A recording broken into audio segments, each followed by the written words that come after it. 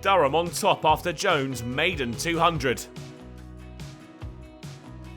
With weather disrupting proceedings at the Seat Unique Riverside, Durham got off to a strong and solid start thanks to Michael Jones and Alex Lees, who shared an unbeaten 132-run partnership off the 45 or so overs possible. The former had already picked up his half-ton. The England opener was just 4 away from his. Lees wasn't able to get there though. Only 9 runs had been added on day 2 when he was bowled by Roland Jones for 46. Michael Jones had shown some wonderful form on day 1 and was reproducing it on the second day.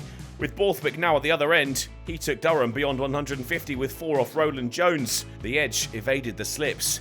He then flicked Bamber off his toes through the leg side for his 19th 4 to bring up 100, scored off 198 balls. It was all going swimmingly so far for the hosts. After facing 122 balls together, a Jones single moved the second wicket partnership to 50. And on the stroke of lunch, Borthwick took them to 200. Bonus points added, they headed into the break after a good start to the day.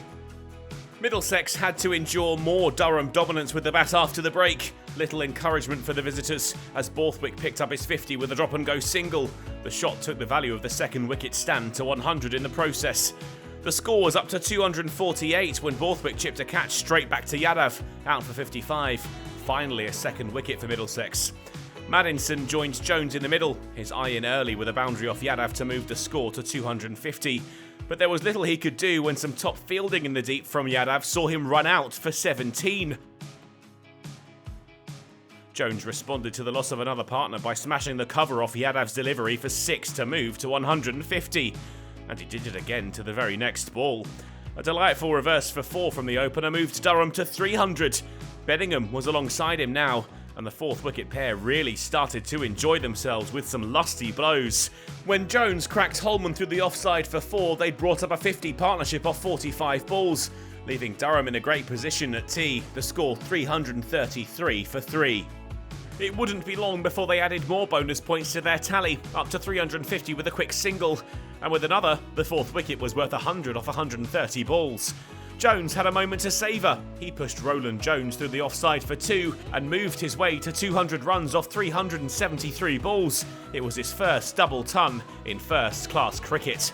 Durham kept dishing out the punishment. Jones sent Holman for 6 back over the bowler's head. But that was the last of his scoring shots. Out LBW to Roland Jones for a wonderful 206 with his side 12 away from 400. He would watch on from the boundary as Bedingham moved to 50 off 71 with a single off Toby Roland Jones. And he did it again, this time to move Durham to 400. They'd been given the hurry up, a declaration imminent, and Bedingham was trying to find the ropes when he was bowled by Roland Jones for 62.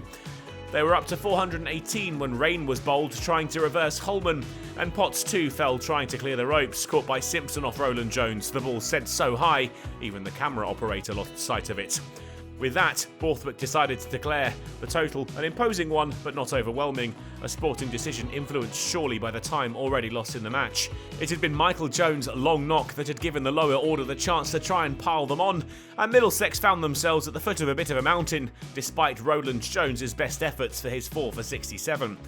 It was a patient start from Sam Robson and Mark Stoneman, boundaries few and far between in the early stages. But they began to find their fluency, and with it the score started to move towards 50.